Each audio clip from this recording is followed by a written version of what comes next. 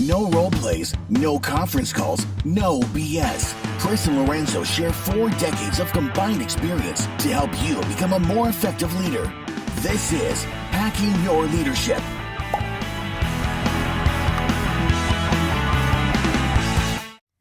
Hey everyone, this is Chris. And Lorenzo. And welcome to our Best of Saturday series. Now that we have hundreds of episodes, we get a lot of listeners asking us where to start. So we'll be selecting some of our most popular episodes to share each Saturday from our years of podcasting. We hope you enjoy it. Welcome to Hacking Your Leadership. I'm Chris. And I'm Lorenzo. And Lorenzo, on this episode, I want to go into another one of our As a Leader series. It'll be our third one, but I want to base it on something that just happened with us a few days ago, and that is our Sunday night Clubhouse Hacking Your Leadership live calls, because the one that we just had a few days ago really it was a great session. I think we had great content, great guests. There was a lot of people in the room. I think we got some great content from the listeners in the room, people who enjoy the show, as well as people who just stumbled upon the room. And I think I want to take some of that content and make that part of our next As a Leader series. No, I love that. And I think you're spot on. Like, it's been really cool for the Clubhouse thing to just engage with listeners and talk to people and kind of expand upon topics. You know, we typically, our shows, normally go 20 minutes or less, but being on Clubhouse for a full hour really allows there to be some room to go deeper into conversations and to also hear different perspectives, different lengths of tenure, different careers, different industries, but the overlap that they have when it comes to leadership. Yeah, I learned so much from those. I learned more from an interaction with people than I do just from feedback from listeners. People give us feedback on the show, and it's like, okay, we kind of take it with a grain of salt or take it to heart, depending on what kind of feedback it is. But there's something more powerful about an actual interaction in a conversation, especially one like in an app like Clubhouse where it's moderated, where people are respectful. I don't think we've ever had a single person in any of these rooms where we felt the need to stop them from talking. Everybody's been so great. No, absolutely. I think it's one of the cool things about Clubhouse is just the ease to be able to quickly exit somebody from a room and or report them or block them or that type of thing, and kind of the fact that it's an invite only. So at the end of the day, if by chance you're just not doing what you should be doing or acting kind of a fool, that you could be exited not just from the room but potentially from the platform. So I think that there's just kind of this certain level of accountability that happens where even when we're having some good discussions or even some debates or different perspectives, it's done in a very respectful way, and it's allowed other people to kind of share or maybe defend how they feel or maybe even pivot based upon new information. Right. So in the spirit of the conversation that we had last Sunday night, which as you're hearing this show will be 8 days ago, what I would like to talk about today is, as a leader, how do you build a positive culture based on performance? And this is coming from that conversation where it was phrased in a way, the question was phrased, is it possible to have a high-performance culture that also has great culture? And we had some great perspectives on that, and I want to know what your thoughts are. Yeah, no, I really enjoyed the conversation, and I think that having a collection of people from the kind of the HR world to the executive suite world to middle management leaders, the dialogue I really appreciated because it turned into understanding and defining what do we mean when we say performance and high performance. What is that? What's that defined by? And the same thing when it comes to culture and why it's so important to have that dialogue, not just amongst like us in a Clubhouse room or in the podcast, but with your teams and defining what those terms actually mean. And then also as a leader, defining what else you include within those terms is critical to really kind of get down the path where your culture then feeds performance, and then your performance then feeds culture in a very healthy way. And I know you even kind of brought it up, on Clubhouse, talking about a little bit of the chicken and the egg thing. But at the end of the day, the general idea here is that you are forming a circle and that they're feeding one another in the positive direction. Right. I think one of the things that I think is imperative when answering the question of whether or not it's possible to build a positive culture in your team based on performance, I think it becomes really important to have a clear definition of what is high performance and what is positive culture.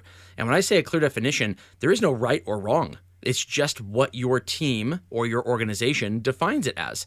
And I think a lot of the disconnect between this, a lot of times when you might ask a leader or people on a team whether or not they are high performing and whether or not they have great culture, if you get people who are answering yes to one but not to the other, I would argue that a lot of it is rooted in a lack of consistent definition across the organization or the team on what positive culture and what high performance actually means. No, absolutely. And I think one of the things that we discussed was like just kind of the idea of like a car sales lot, and what does that look like? And if you have a very sales driven type of general manager or manager, or somebody says, we define high performance by selling more vehicles this year than last year and by making everybody as much money as possible.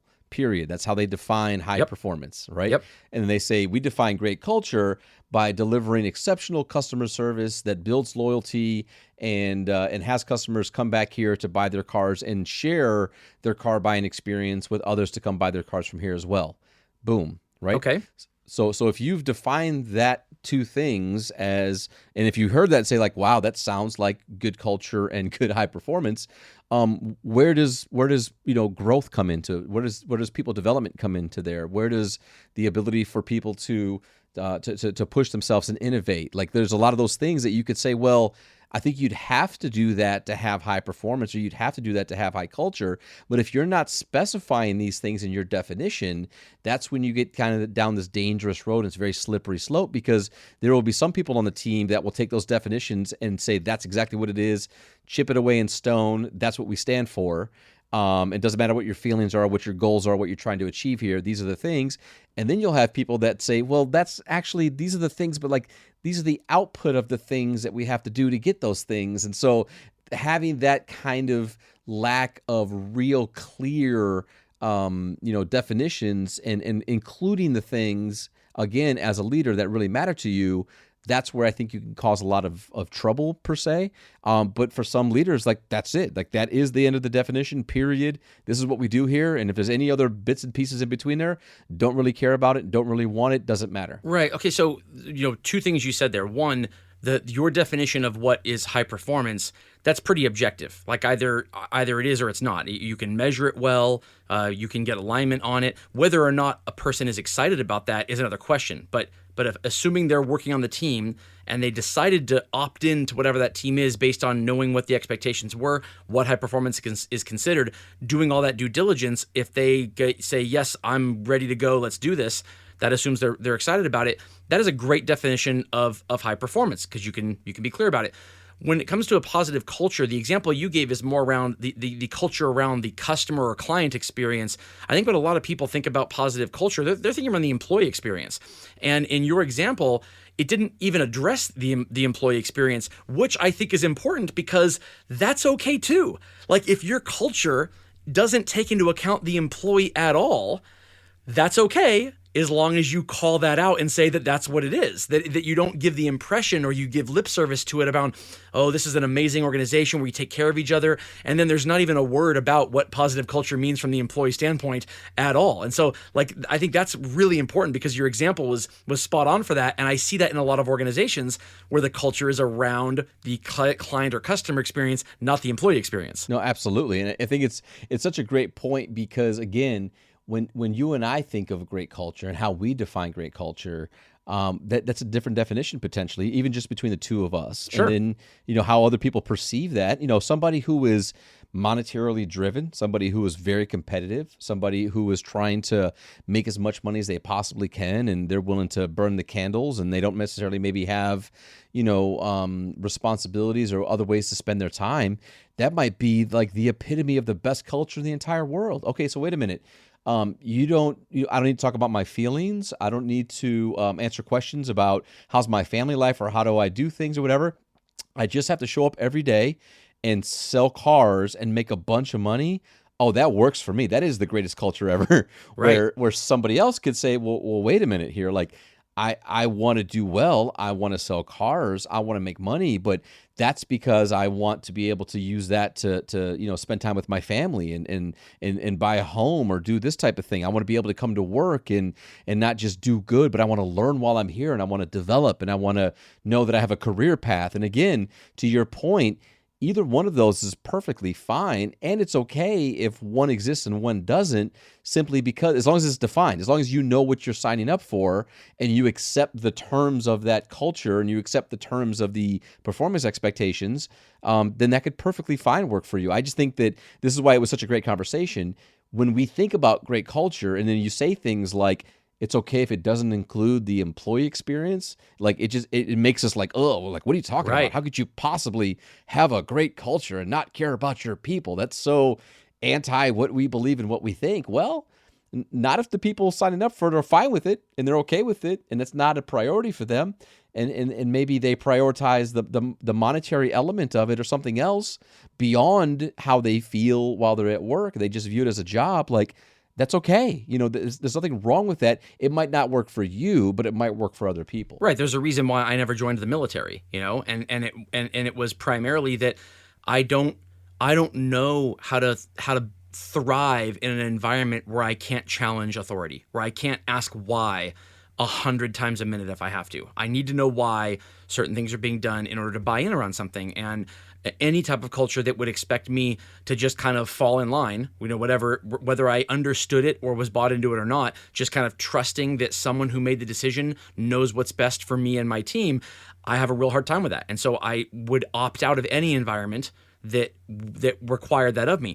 But I don't think a lack of addressing the employee experience equates to not caring about the employee. Maybe that's how they define caring about the employee is, hey, we're not going to muddy the waters with team building sessions and all these the ways that would allow you to feel more connected to your coworkers, because at the end of the day, you're technically in competition with them for that customer who walks onto that car lot or whatever it is. The first person to make it happen is the one that gets the money. And so while you might be friendly with your coworkers, at the end of the day, if you're commission based and you're in this for the money, we're not going to yell at you. We're not going to berate you about anything, but we're not going to spend a lot of time taking you away from the part of the job that allows you to make money by filling it with things that you don't find value in. And that could be the definition of caring about the employees. Again, if that's how you define it and that's how your employees define it. Yeah, no, it's fun. Like, this is a really fun topic, and I think we felt the same way when we had it on the Clubhouse show, because it challenges your way of thinking and your belief in the definitions, and says basically, like, any definition is fine as long as those that are involved in it have the same definition. Right. And they're okay with it and they accept it, then you're good. Whether it's right or wrong in our eyes, or whether we believe it's a good or a bad, culture or whatever, like, that's beyond the point. It comes down to those that are there. It's to what you said earlier, though. It's when you say one thing and do another. Yes. It's like when it says, you walk into that car company and that car lot and it says, we care about our employees, and then they care about you, right? Right. And then we say things like, it's all about making sure that our people have every tool they need, and they have the empowerment and the balance to make great decisions, and that we know that you do this job to feed your families or to meet your goals, and therefore we want to have balance and we want to have these things. And then you're like, oh, this is awesome. I like to sell cars, and this is a great experience. And then I show up on Monday, and they're like, here's your name badge. Get on the parking lot. You're a lot lizard for the first 2 weeks. You better sell as many cars as you can, and you can't come in here unless you sell 2 cars today. And you're like, what? Like, what are you talking about? Like, how is this the right thing for me? So I think that's really where it gets to the point where it becomes a major problem, is when those two things do not match, because a leader of an organization says one thing and then does the other. Right. And I think this is where the topic comes into play when we talk about, as a leader, can you build a positive culture based on high performance? And the answer is clearly yes, of course you can. I think where a lot of leaders get it wrong is they try to build a positive culture that is based on other things. The employee experience. Oh, we treat everybody right. We have kumbaya sessions. We have free snacks in the break room. We have all these things around the employee experience, and they don't address what it means to be high performance. But when it comes to your review and when it comes to your coaching conversations, it's all about the things that you are doing right and not doing right when it comes to those high performance, metrics. And so it's like almost like a dirty little secret. It's like we want to talk about all the things that make us feel good and that make us love the culture, and we don't want to talk about those numbers because that's not a feel good topic. But whether or not I get promoted, whether or not I get bonuses, whether or not I get all these other things will absolutely rest on what those numbers are at the end of the quarter or the end of the year.